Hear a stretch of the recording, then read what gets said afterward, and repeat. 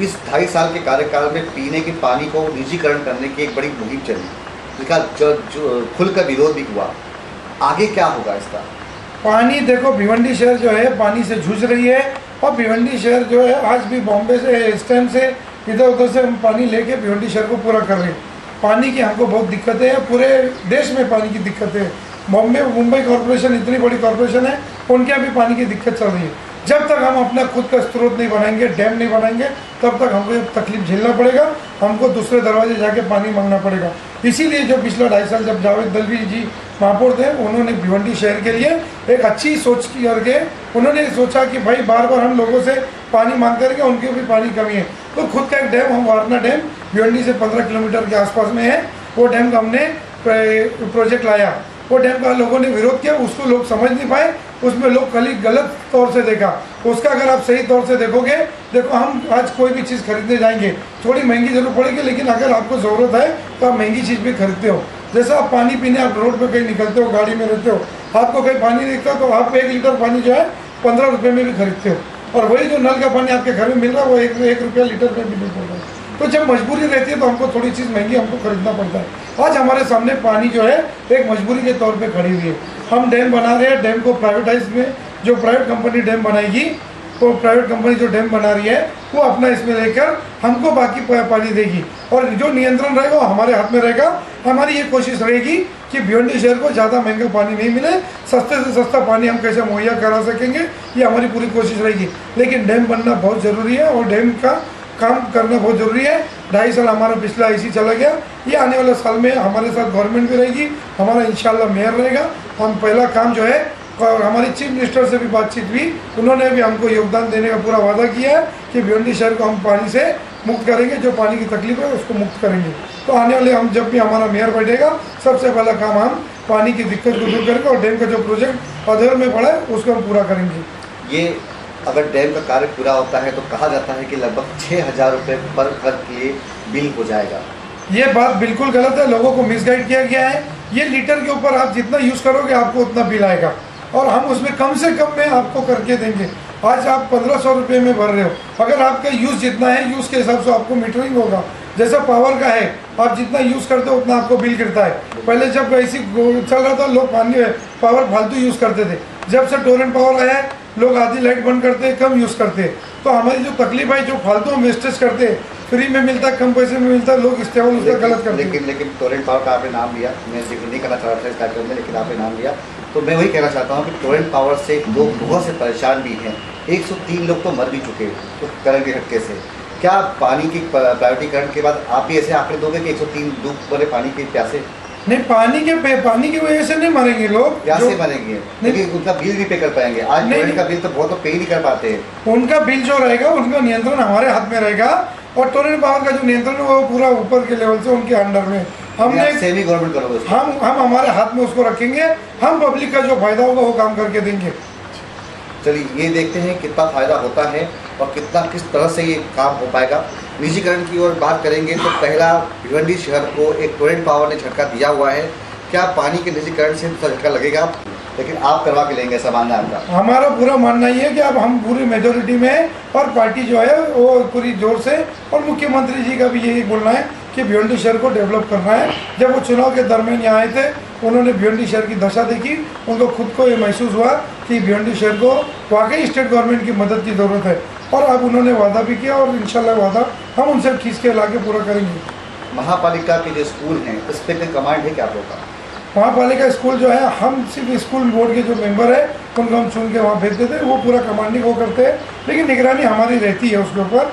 हम बीच में कुछ उन्होंने गड़बड़ किया था, उसके ऊपर भी हमारा चल रहा है। जो भी गलत करेगा उसको, कोई भी भ्रष्टाचार अगर वहाँ होगा तो उसको सहन नहीं किया जाएगा। हम उस भ्रष्टाचार को रोकने की पूरी ताकत लगाएंगे। थोड़ा सा महापालिका की बिल्डिंग से बाहर आते हैं, एक जनप्रतिनिधि के नाते मैं आपसे जानना चाहता हूँ, जनता भी सुन रही, काफ़ी देर सुन रही होगी, कि भिवंडी शहर के अंदर निजी स्कूल जो हैं, प्राइवेट स्कूल हैं, हमारे चैनल पर भी मुहिम चलाई थी हमने एक प्राइवेट स्कूल के ऊपर कि डोनेशन देके एडमिशन दे रहे हैं।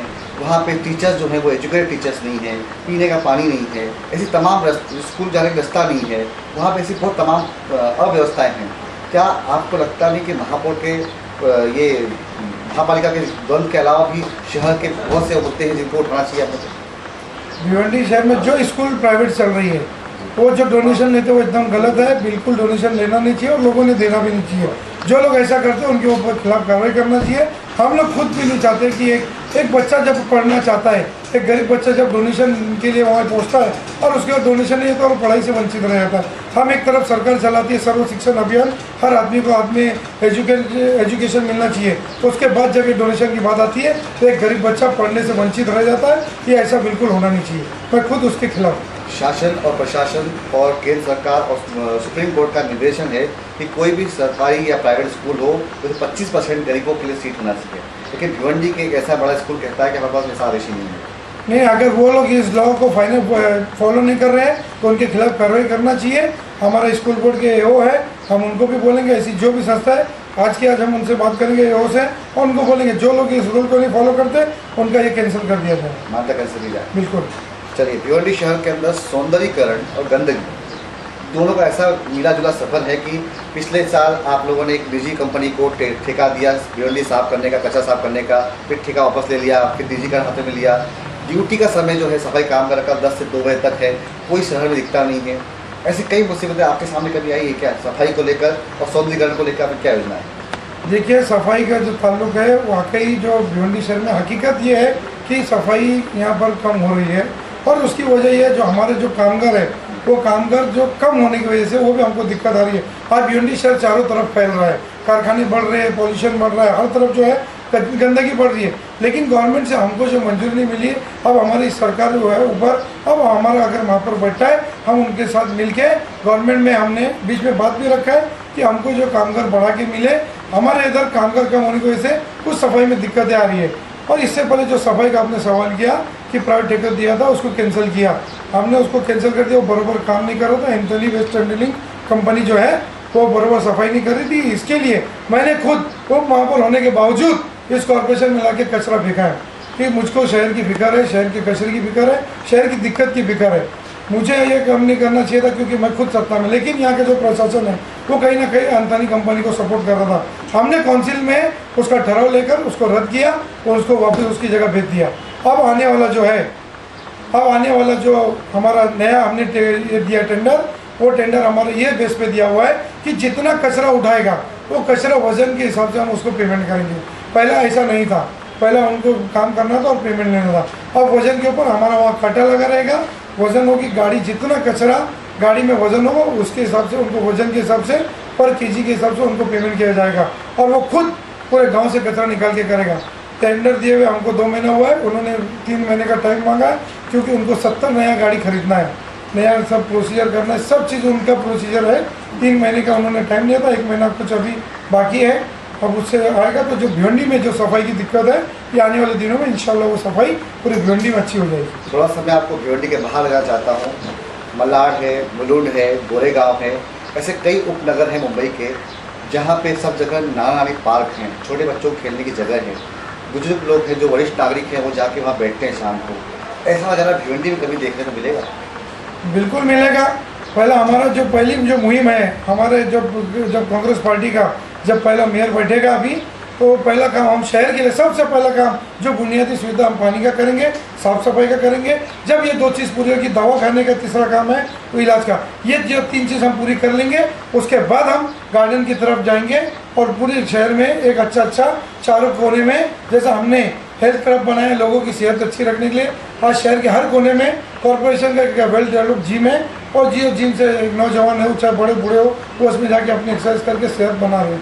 तो हम जैसा चारों तरफ हेल्थ क्लब बनाए वैसे आने वाले वक्त में हम गवर्नमेंट की मदद लेकर हम आने वाले वक्त में चारों तरफ एक अच्छे गार्डन्स बनाएंगे और वो गार्डन में कॉर्नर में नाना नानी पार्क जो एजेड लोगों के लिए सेपरेट जो बॉम्बे वगैरह में वैसे हम भिवंडी में लाने की पूरी कोशिश करेंगे।